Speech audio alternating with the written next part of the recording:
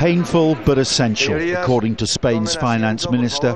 Massive cuts and savings totaling $18.4 billion.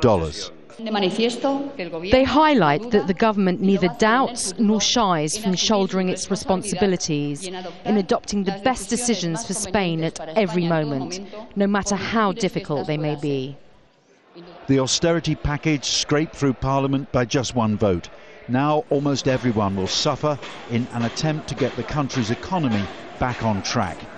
It's all part of the crisis in the Eurozone, but Spain already has more than 20% unemployment, twice the region's average.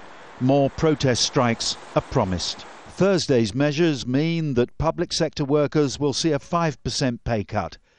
A payout for new parents will be scrapped. Pensions linked to inflation will be frozen.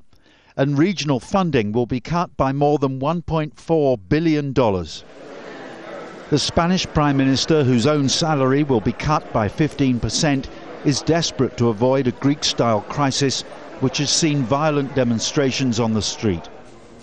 The euro rallied on Thursday against the dollar after recent big falls, but the jury is still out as Europe tries to coordinate its recovery.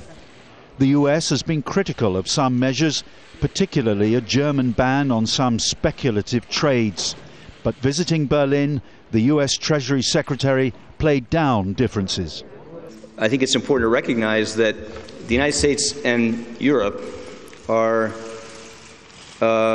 in broad agreement on the importance of putting in place more conservative constraints on risk-taking, more conservative capital requirements, bringing transparency and disclosure to derivatives markets, making sure that the regulators and supervisors can do their job. Talking to Al Jazeera during a visit to the Middle East, the German Chancellor Angela Merkel did not dismiss the idea of a two-tier Europe emerging from the crisis. I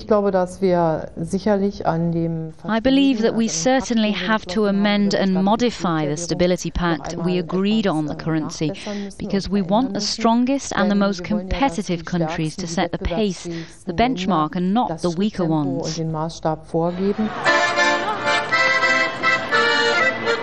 Spain now joins other European partners in the austerity club. But Washington remains concerned that the effects of the Greek crisis could still spread well beyond Europe and jeopardize global recovery. Tim Friend, Al Jazeera.